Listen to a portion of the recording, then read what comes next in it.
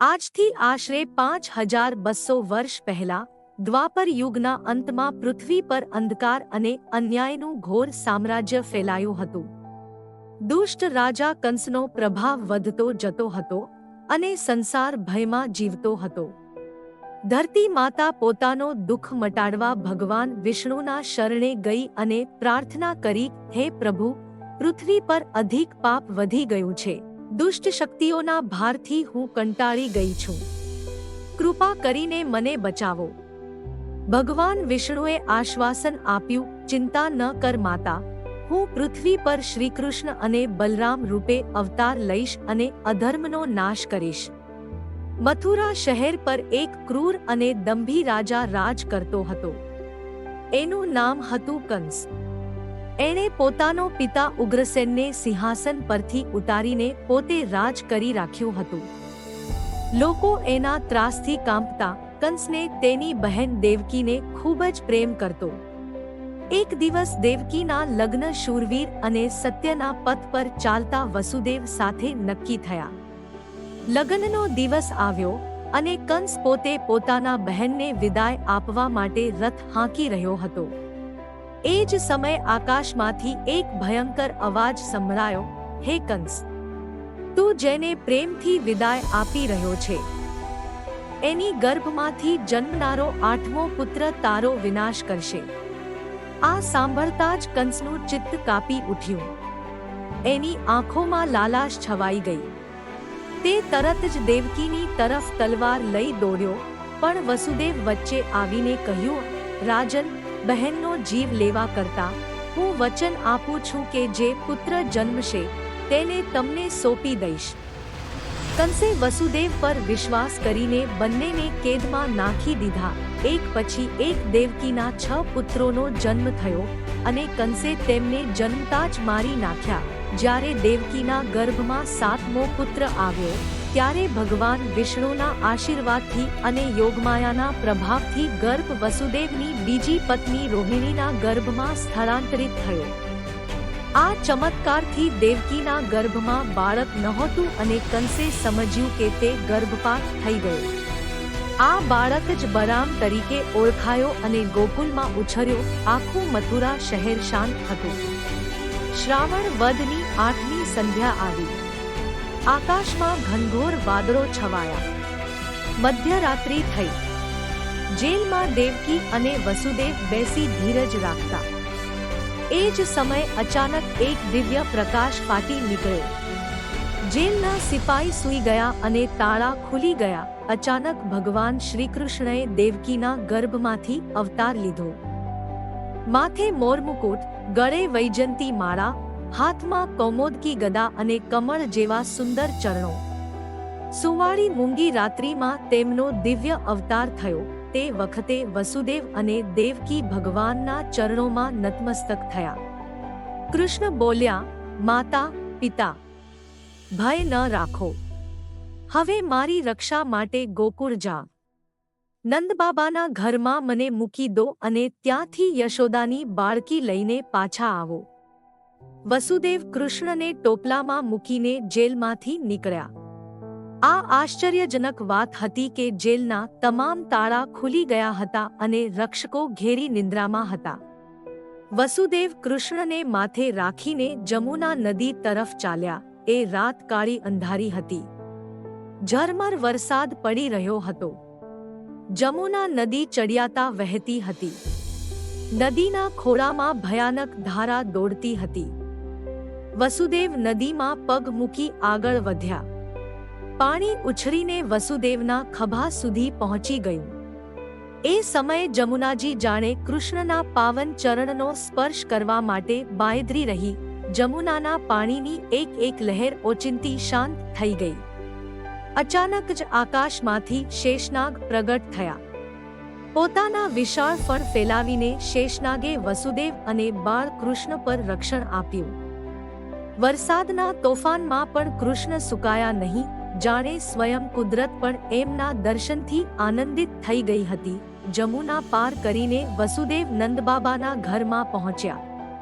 ત્યાં માતા યશોદા સૂતી હતી અને તેના બાજુમાં એક બાળા શાંતે નિદ્રાધીન હતી. વસુદેવે ધીમેથી કૃષ્ણને યશોદાના ખોળામાં સુવાડી દીધા અને તે બાળાને લઈને પરત ફર્યા.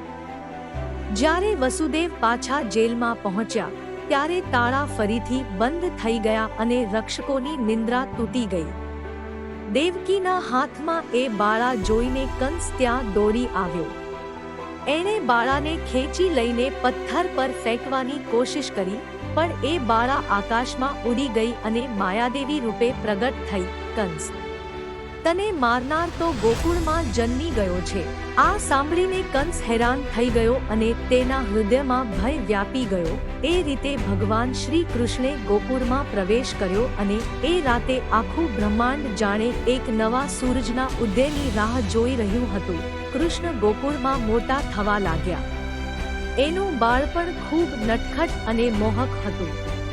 કૃષ્ણ પોતાના મિત્રગણ સાથે ગાય ચારવવા જતા અને માખણ ચોરીને માખણચોર તરીકે પ્રખ્યાત થયા. યશોદા એમને રોજ માખણ ચોરી બદલ દોષતી, પણ કૃષ્ણના ભોળા ચહેરા સામે એ બધું હારતું. ગોકુળમાં એક સવાર આવી કે યશોદામાં ઘરના ખૂણે ખાંચરે જઈને માખણ છુપાવતી હતી. કૃષ્ણ અને એમના મિત્રગણનો તો રોજનો ધંધો હતો માખણ ચોરવાનો. યશોદા માખણને માટલામાં ભરીને ઊંચે ટાંગી દેતી, પણ નટખટ કાનુડાને શા થકી રોકી શકાય? એક દિવસ કૃષ્ણે પોતાના મિત્રગણ સાથે યોજના બનાવી. બધા ભેગા થઈને મનમાં એક મજાની રીત શોધી લીધી. એક મિત્રને ઘૂંટણીએ બેસાડી બીજાને એના ખભા પર ચડાવ્યો. અંતે કૃષ્ણ પોતે સૌથી ઉપર ચડી ગયા. માખણ ભરેલા માટલા પર હાથ મારતા જ માખણ કાઢી લીધું અને મસ્ત ચાખવા લાગ્યા. યશોદા માતા અંદર આવી તો શું જુએ? બધા મોઢા માખણથી ભભૂકાઈ ગયા. યશોદા જરા તોફાની સ્વરે પૂછે, માખણ કોણે ખાધું? કૃષ્ણ ભોલા ભાવે બોલ્યા, માતા, મેં તો કશું જ ન ખાધું, જોઈ લેજો. પણ યશોદાએ જ્યારે એમના હોઠ પર લપસાતું માખણ જોયું ત્યારે હસતા હસતા એમણે કૃષ્ણને ખોળામાં ભરી લીધા. એ રીતે માખણચોર નામ પડ્યું. એકવાર કૃષ્ણે રમતા રમતા પોતાના મોંમાં માટી ભરી લીધી. યશોદા એમનો પીછો કરતી પકડવા ગઈ અને એમને કહ્યું, મોં ખોલને બતાવ. જ્યારે કૃષ્ણએ મોં ખોલ્યું ત્યારે યશોદાએ એના મોઢામાં આખું બ્રહ્માંડ જોઈ લીધું. અનંત ગ્રહો, તારા મંડળો અને બ્રહ્માંડો વિરાજમાન દ્રશ્ય.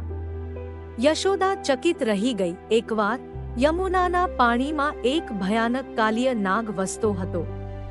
એના ઝેરથી આખું પાણી કાળો રંગ ધારણ કરી ગયું હતું. એક દિવસ કૃષ્ણએ પાણીમાં કૂદકો માર્યો અને કાલિય નાગ સાથે યુદ્ધ કર્યું. આખું ગોકુળ ભયભીત બનીને એ દ્રશ્ય જોઈ રહ્યું હતું. કૃષ્ણે નાગના ફણ પર ચડીને તેના ઉપર તાંડવ નૃત્ય કર્યું અને એને પરાજય આપ્યો. કાલિય નાગે કૃષ્ણના ચરણમાં શરણાગતિ કરી અને નદી છોડીને દૂર જવાની તૈયારી કરી. એક દિવસ કૃષ્ણ એટલી શરારત કરતા કે યશોદા માઈ ગુસ્સે થઈ ગયા. તેણે કાનુડાને ઉખલ, મોટું દૂધ ઘસવાનો પાત્ર, સાથે દોરી વડે બાંધી દીધો. નટખટ કાનુડો હજી પણ મસ્તીમાં ભરાયો હતો. તે ઉખલ સાથે રેંગતો જાય અને ગોકળાના આંગણામાં બે જૂના વૃક્ષ વચ્ચે ફસાઈ ગયો. કૃષ્ણે જોર લગાવ્યું અને વૃક્ષો સાથે ઉખલ ખેંચી નાખ્યું. બીજગાંઠ સાથે વૃક્ષ ધરાશાયી થયા અને ત્યાંથી નલકુબર અને મણિગ્રીવ નામના બે દેવતાઓ મુક્ત થયા, જેમણે કાનુડાને નમન કરીને આશીર્વાદ પામ્યા. એકવાર ઇન્દ્રદેવ ગુસ્સે થઈને ગોકુળ પર ભારે વરસાદ વરસાવવા લાગ્યા. ગામમાં બધે ભય ફેલાયો. ત્યારે નાનકડા કૃષ્ણે ગોવર્ધન પર્વતને પોતાની નાનકડી ટચલી આંગળી પર ઊંચકી લીધો અને બધા ગ્રામજનો અને ગાયો એના નીચે આશરો લીધો. 7 દિવસ સુધી કૃષ્ણએ પર્વત ઊંચકીને સમગ્ર ગામની રક્ષા કરી. એ સમયે કૃષ્ણે પોતાનું નામ કમાવ્યું ગિરિધર ગોપાલ. એકવાર ગોપાલ અને તેના મિત્રો ગાયોને ચરાવવા માટે વનમાં ગયા. ત્યાં કૃષ્ણે વાંસળી વગાડવાની શરૂ કરી. વાંસળીના મધુર સૂરથી આખું વન મંત્રમુગ્ધ થઈ ગયું. ગાયોએ ચરણ કરવું બંધ કરી દીધું. વૃક્ષોની પાંખીઓ ઊભી રહી ગઈ અને નદી પણ શાંતિથી વહેવા લાગી. ગોપીઓ સુધી આ વાંસળીનો અવાજ પહોંચ્યો અને તેઓ બધું છોડીને કૃષ્ણ તરફ દોડી આવી. એ રાતે ચંદ્રની ચાંદનીમાં યમુનાના કિનારે કૃષ્ણએ ગોપીઓ સાથે રાસલીલા કરી. એક એવો રાસ જ્યાં કૃષ્ણ દરેક ગોપી સાથે અલગ અલગ નૃત્ય કરતા હતા. જાણે કે તે દરેકના મનમાં સમાયેલા હોય. કંસે અનેક પ્રયાસો કર્યા પણ કૃષ્ણને મારી શક્યો નહીં. અંતે કંસે એક કાવતરું રચ્યું. તેણે અક્રૂરજીને ગોકુળ મોકલ્યા અને કહ્યું, કૃષ્ણ અને બલરામને મથુરા બોલાવ, કારણ કે ત્યાં એક મહાન ધનુર્ભંગ સ્પર્ધાનું આયોજન કરાયું છે. અક્રૂરજી ગોકુળ પહોંચ્યા અને કૃષ્ણ બલરામને મથુરા જવા માટે કહ્યું. ગોપીઓ અને ગોકુળવાસીઓ દુઃખી થઈ ગયા. કૃષ્ણ અને બલરામ મથુરા પહોંચતા ત્યાં તેમનું ભવ્ય સ્વાગત થયું. રંગભર્યા મથુરાના બજારો પસાર કર્યા પછી કૃષ્ણ અને બલરામ કુશથી સજાયેલા મહાન સભાગૃહમાં પહોંચે છે. ત્યાં એક મહાકાય ધનુષ મૂકેલું હતું, જેનો ભંગ કરવાનો સૌ લોકોએ પ્રયત્ન કર્યો, પણ કોઈ ઉંચકી ન શક્યું. કૃષ્ણે એક ઝાટકે ધનુષ ઉઠાવી લીધું અને 2 ટુકડા કરી દીધા. કંસના રખવાડાઓ ચિંતાતુર થઈ ગયા. આ સાંભળતા કંસ ભયભીત થયો અને ભયાનક રાક્ષસ ચાણૂર અને મુષ્ટિકને કૃષ્ણ બલરામ સામે મલ્યુદ્ધ માટે મોકલ્યા. બલરામે મુષ્ટિકને પરાજય આપ્યો અને કૃષ્ણે ચાણૂરનો વિનાશ કર્યો. હવે કંસ ભયમાં ભરાઈ ગયો. કૃષ્ણ સીધા રાજસિંહાસન તરફ ધસી ગયા. કંસને પકડીને યુદ્ધ કર્યું અને અંતે કંસનો સંહાર કર્યો. મથુરા નગરી આનંદથી ગુંજી ઉઠી. લોકો ખુશીથી ઝૂમી ઉઠ્યા.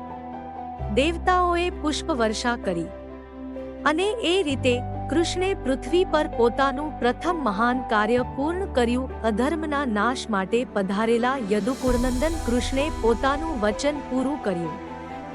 કૃષ્ણના જીવનમાં મહાભારતનું યુદ્ધ ખૂબ મહત્વપૂર્ણ રહ્યું. પાંડવો અને કૌરવો વચ્ચે યુદ્ધ શરૂ થયું ત્યારે અર્જુન શંકામાં પડી ગયો. એ વખતે કૃષ્ણએ અર્જુનને ભગવદ્ ગીતાનો ઉપદેશ આપ્યો, જે આજ સુધી જીવન જીવવાની શ્રેષ્ઠ પદ્ધતિ તરીકે ગણાય છે. કર્મણેવાધિકારસ્તે માં ફલેષુ કદાચન. કર્મ કર, ફળની આશા રાખ નહીં. કૃષ્ણ લીલા અનંત છે. શ્રી પૂર્ણ પુરુષોત્તમ કૃષ્ણનો પરમ ઉદ્દેશ હંમેશા ધર્મની સ્થાપના અને અધર્મનો નાશ કરવાનો હતો. એમની દરેક કથા જીવનમાં પ્રેરણા આપે છે. શ્રી કૃષ્ણના જીવનમાંથી ભક્તિ, પ્રેમ, કરુણા અને ત્યાગના સંદેશા મળે છે. જય શ્રી કૃષ્ણ.